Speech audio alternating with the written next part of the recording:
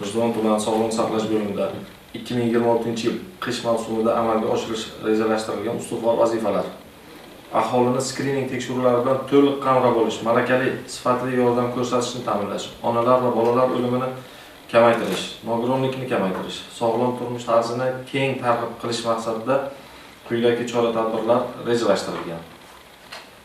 Tibbiy xizmatlar sifatini oshirish.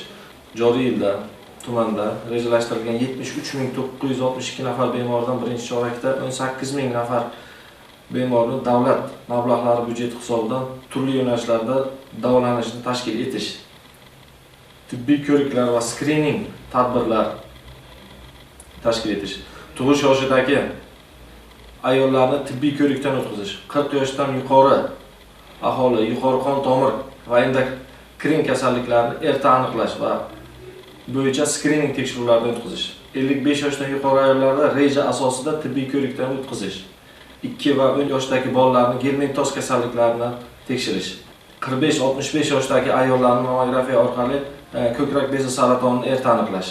35-45 yoshdagi ayollarni kolposkopiya tekshiruvidan o'tkazish. Bachadon bo'yi saratonini erta aniqlash. Joriy yil rejada 156.820 nafar aholining birinchi choragida 39.200 nafari tibbiy ko'rik va skrining bilan bosqichma-bosqich qamrab olish. Moddiy texnik bazani mustahkamlash borasida amalga oshirilishi kutilayotgan Vazirlar Mahkamasining energiya samaradorligini oshirishga qaratilgan loyihalarni jadallashtirish chora-tadbir to'g'risidagi 300-sonli qarori asosida 3-chi, 7-chi, 8-chi sonli oilaviy poliklinika binolarini qayta rekonstruksiya qilish.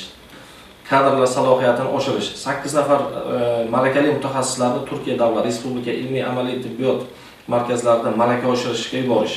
Viloyat va respublika miqyosida xorijiy mutaxassislar ishtirokida master klass tashkil etish va Buxoro davlat tibbiyot instituti bilan hamkorlikda 4 nafar xodimning ilmiy darajaga ega bo'lishini erishish. Profilaktika va sog'lom turmush tarzini targ'ib qilish. Har chorakda mahalla kesimida kasallanish ko'rsatkichini tahlil qilib va manzilli profilaktika chora-tadbirlarini o'tkazish. To'g'ri ovqatlanish bo'yicha uslubiy tavsiyalar ishlab chiqish. Ijtimoiy tarmoqlarda targ'ib qilish.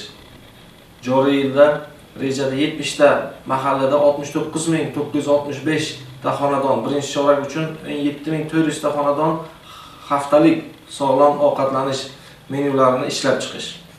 Sog'lom hayot uchun 5000 qadam aksiyasini mahalla va tashkilotlar kesimida o'tkazish. Sog'liqni saqlash rahbarining xalq deputatlari tuman kengashida muntazam axborot berib borish.